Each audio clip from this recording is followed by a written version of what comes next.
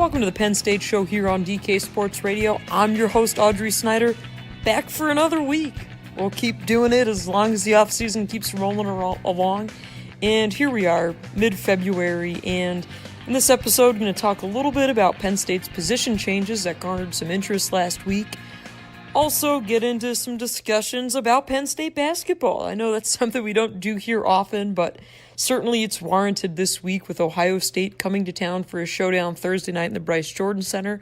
So we'll have a little bit of hoops talk. You guys can listen in to some audio I've collected this week from Pat Chambers and from Penn State basketball Shep Garner. And in addition to that, we'll also have a quick look ahead to Penn State's Thon weekend. Anybody who knows anything about this university knows how big this weekend is in terms of Penn State's charitable endeavors, and specifically for athletics, safety Nick Scott is among the student athletes who will stand for 46 hours this weekend over in the Bryce Jordan Center as Penn State raises money in the fight against pediatric cancer. So I had a chance to talk with Scott this week, so we'll get to that as well. So no shortage of topics this week, all over the map, as per usual around here. But, you know, I'd like to start with the Lamont Wade to safety move that, of course, garnered some interest within the past week. And I really like this move for Penn State because I think at this point in the year, it's about toying with your roster and about trying to fill out spots where you know you're going to need some depth. And you look at what Penn State did, and people say, well, what kind of safety is Lamont Wade going to be? Well, you have plenty of time to find that out, to figure it out. And I like the fact that for Penn State, this is about getting your four best defensive backs on the field. I think that's really as simple as this move is. And I think you look at the fact that you've got two starting corners in John Reed and in Imani Oruwariye, where you know what you have. You have two guys locked in there, starting cornerbacks, and then you have Tariq Castro-Fields behind them, who came in last year and really was a pleasant surprise for Penn State. I think if you would have asked me last year at this time, who makes more of an instant impact? Is it Castro-Fields or is it Lamont Wade? I, and probably most people, if not all, would have gone with Wade. But they really got a lot of work out of Castro-Fields last year. So I think you look at him as that third cornerback, which then gives Penn State the chance to try Wade out elsewhere. And if you're Lamont Wade, I think you're happy about this move because you look at the fact that Penn State has two vacant safety spots. They're, I'd say, as wide open as any spot out there. I mean, you look at it, both returning starters are gone. You have Nick Scott in there. You have Aaron Monroe. But Monroe had a chance to grab that job last spring, last summer, and was beaten out by Troy Apke. They've used Scott for, the spot start when needed.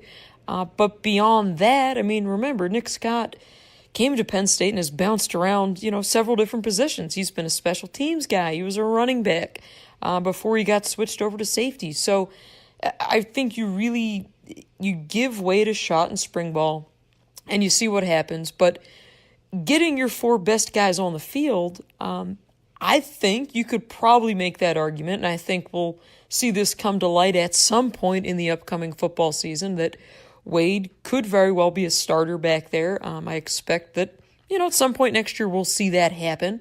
Who he starts alongside at safety is probably anyone's guess at this point. I do think Jonathan Sutherland's a name to know for spring ball, who's coming off a redshirt year. But, put Wade back there, see how things go. And at the very least, if it doesn't work out, you can always move him back.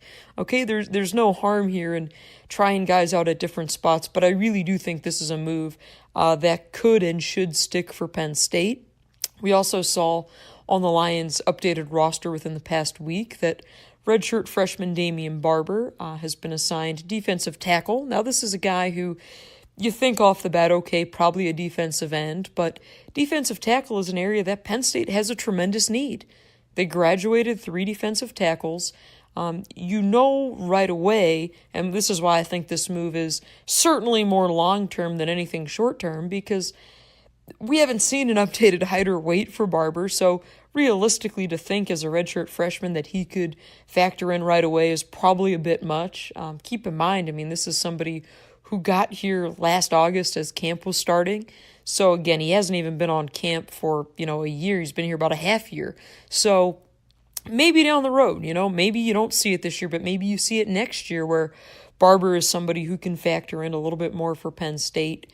Also, they switched over Dalen Darien from wide receiver to linebacker. And the theme here with all these position switches that we've seen Penn State make, and I'll even make the argument that it goes back farther. If you look back to December when Micah Parsons signed here and people said, well, is Micah Parsons a defensive end at Penn State? Is he a linebacker? And James Franklin said they're going to give Parsons in spring ball a shot at middle linebacker. Again, why do you move Darien? Why do you move Lamont Wade? Why do you move Damian Barber?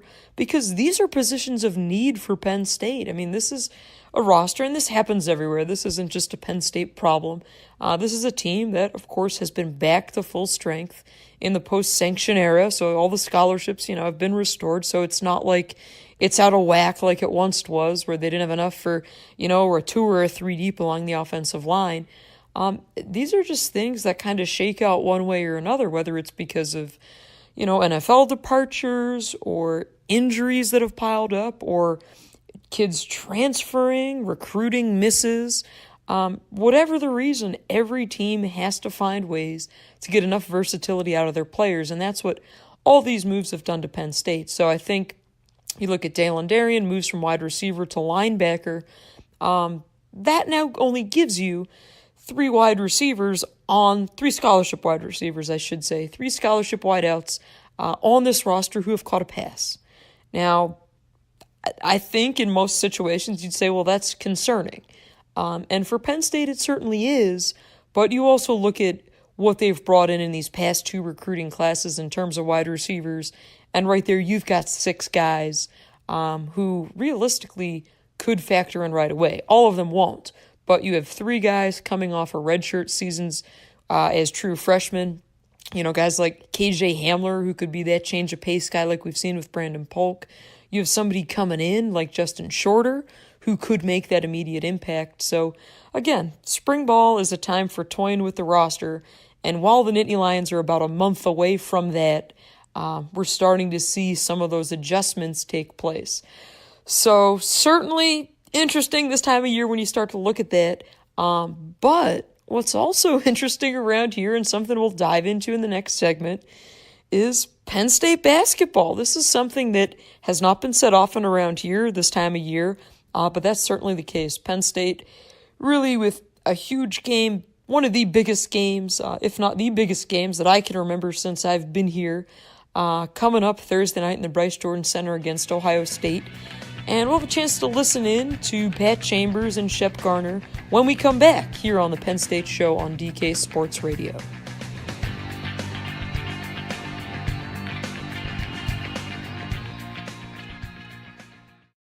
Mike Lang here reminding you it's hockey season, and Lions Pride has everything Penn State for every Penn Stater. Oh, hallelujah, Hollywood. They have a wide selection of hockey hats, t-shirts, jerseys, and hoodies. Lions Pride is your one-stop Penn State shop for the Nittany Lion hockey fan in your family. Get in the fast lane, Grandma, and stop by our store at 112 East College Avenue before or after the games at Bakula Arena, or shop online 24/7 at lions-pride.com. Lions Pride, everything Penn State for every Penn Stater. It's time to cash in on non-stop sports action with MyBookie.ag. They have in-game live betting on nearly every sporting event, plus MyBookie.ag will match your deposit with a bonus up to 100%. With decades of expertise and no-hassle payouts, you'll experience the greatest customer service in the business, guaranteed. Use promo code DKRadio to activate your bonus of up to 100%. Call 844-900-BETS. Or visit mybookie.ag to open an account. Sign up today. Miller Lite is the original light beer, and we'll always brew it to have more taste, with only 96 calories and 3.2 carbs. Because we believe that if you compromise on taste, you can taste the compromise. Miller Lite. Hold true. Great beer, great responsibility. 2018 Miller Brewing Company, Milwaukee, Wisconsin. Average analysis, 12 fluid ounces. Less than 1 gram protein, 0 grams fat.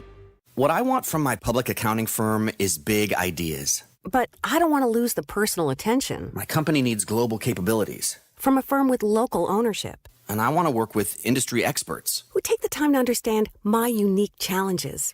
And that's what sets Snyder Downs apart. Expertise for the most complex business issues. With the service you need every day. To learn how our big thinking with a personal focus can help your company, visit SnyderDowns.com. If you're one of the thousands of Western Pennsylvanians who love to get outdoors, then you need to check out this amazing new website, stepoutside.org. Hi, I'm Dan Kovacevic of DK Sports Radio. I'm born and raised in Pittsburgh. I know about the outdoor life that's available to all of us in Western Pennsylvania. Learn where, when, and how you can go camping, hiking, hunting, take part in power sports, shooting sports, water sports, in your local community, across our region, across the country.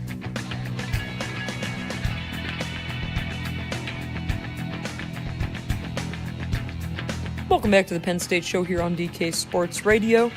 I am Audrey Snyder, and there is meaningful basketball being played over in the Bryce Jordan Center this Thursday night. Penn State welcomes number 8 Ohio State, and as I'm sure many of you remember, Penn State upset Ohio State last month in Columbus, and my, how things have turned around since then. You look at Penn State basketball, it looked like they were going to be in line for more of the same. And since Penn State's upset against Ohio State in Columbus, the Nittany Lions have won 5 of their past 6 games, with that lone loss, of course, coming in East Lansing against Michigan State. Now, it's certainly not going to get any easier for Penn State out of here on out. The Nittany Lions have Ohio State Thursday night. They travel to Purdue on Sunday. Then they're back home next Wednesday against Michigan. And then they wrap up the regular season on the road against Nebraska, of course, before heading into the Big Ten tournament in New York City. So a real chance for Pat Chambers and these Nittany Lions to make some noise here and, mid-February. And Thursday night, I just think you look at the magnitude of this game, not only what it means for this season, which is certainly huge, but I think for this program in general. And if you've been following this team, you know what's transpired here the last, 6 3/4 years, as Pat Chambers like to point out this week. And not only is it a chance for Penn State, but I think this Thursday night could also be a glimpse of, hey, if ever Penn State basketball is a winning team, is a team that sustains success, what does the Bryce Jordan Center look like? What's the atmosphere like? Are the students behind it?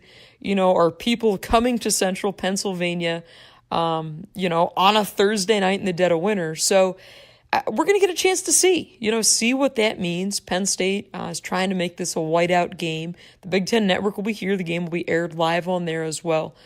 So no doubt about it, a lot of stuff up for grabs Thursday night. But Pat Chambers said he's not so much concerned about his team being wowed by the environment at home or being swept up in the moment. That certainly is different than what's transpired here with Penn State basketball in the past. Here's a listen to Chambers from his media availability this week.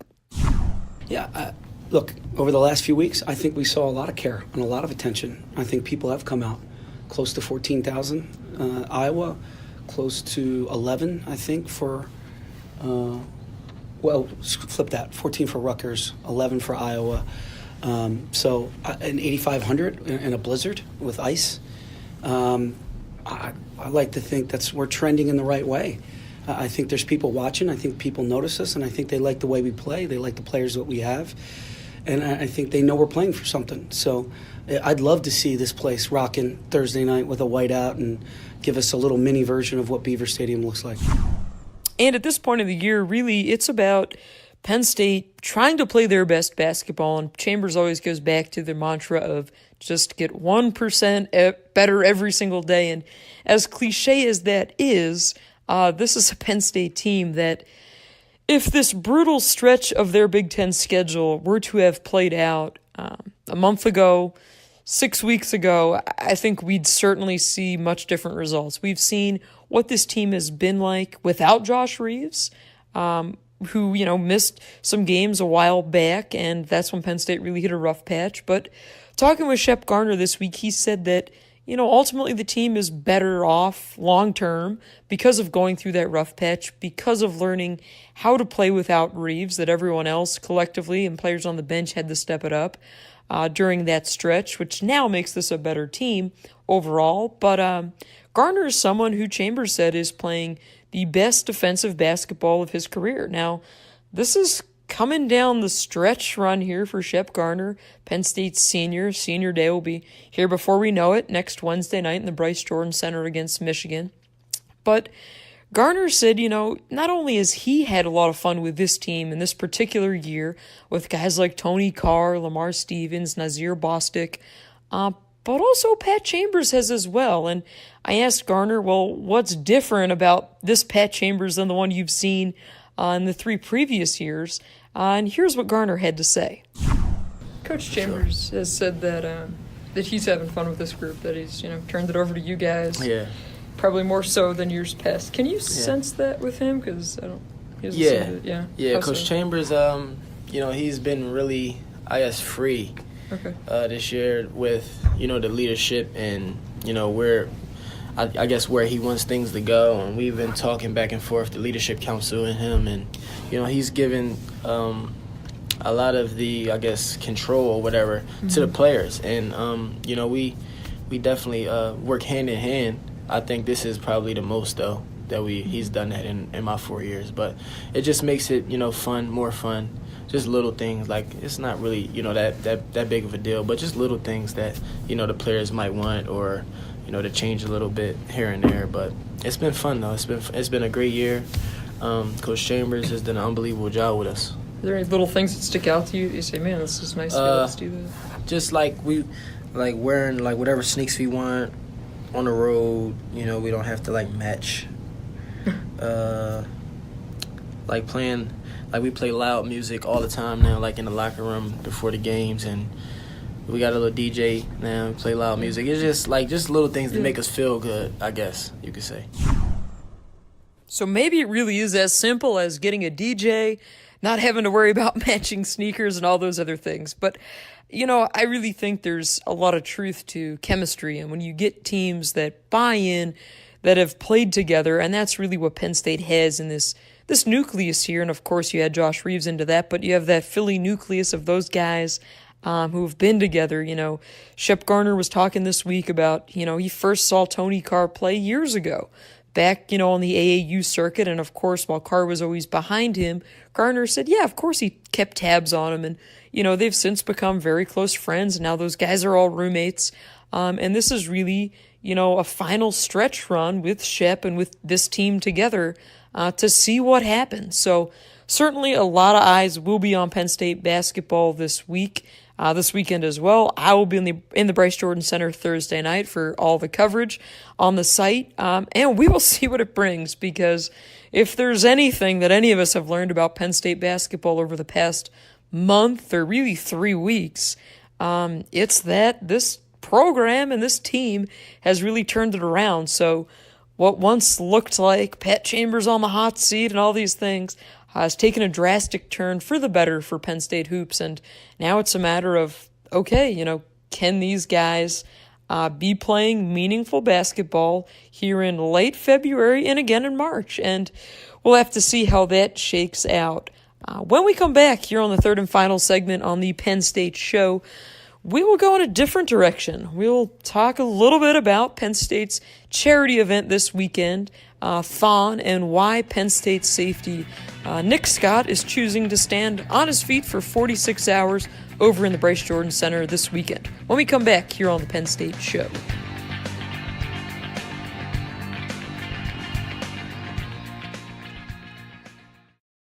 Mike Lang here reminding you it's hockey season, and Lions Pride has everything Penn State for every Penn Stater. Oh, hallelujah, Hollywood. They have a wide selection of hockey hats, t-shirts, jerseys, and hoodies. Lions Pride is your one-stop Penn State shop for the Nittany Lion hockey fan in your family. Get in the fast lane, Grandma, and stop by our store at 112 East College Avenue before or after the games at Bakuto Arena, or shop online 24/7 at lions-pride.com. Lions Pride, everything Penn State for every Penn Stater. In Pittsburgh, we bleed black and gold and love our city. Born in Pittsburgh, and now celebrating 130 years in business. Henny Jewelers is proud to be your premier jewelry store. Whether it's choosing that watch you've always wanted, or you're searching for the ring that was made for her, trust Henny Jewelers. Visit our store on Walnut Street in Shadyside to see our extensive inventory of designer engagement rings, watches, and one-of-a-kind jewelry. For more, go to hennyjewelers.com and follow on social. Embarrassed by that stained carpet in your office? Tired of looking at your dull, dirty floor? My Floor Needs is here to fix that. With years of experience and 24/7 service, My Floor Needs offers stripping and waxing, carpet, tile, grout, and concrete cleaning, as well as polishing and buffing services. Call 888-67-MY-FLOOR or email info@myfloorneeds.com for a free estimate and get your floors looking like new again. Whatever your floor needs, call 888-67-MY-FLOOR. Does your company ever miss its sales goals or struggle getting new business? Is it tough to hire or to give reps the right tools? Hi, I'm Dan, and I started Engaged Prospect right here in Pittsburgh to help companies like yours. And I'm Sam. We're helping companies hit sales goals and grow their businesses. Think of us as your inside sales team. Our clients are experts in their fields. We're experts in inside sales. Give us a call today at 412-715-5151. Or visit us online at engagedprospect.com/DK. It's been 50 years since the Summer of Love, but if you're not performing as well as you'd like, check out NEDforless.com. I'm Eric Cushy of Curtis Pharmacy. Don't pay premium prices for the little blue pill. So Denafil, the same active ingredient as in Viagra, costs 80% less. NEDforless.com. All we need is your physician's name. We do the rest. Free shipping, too. NDDforless.com. Curtis Pharmacy, Western PA's Better Way Pharmacy. CurtisPharmacy.com.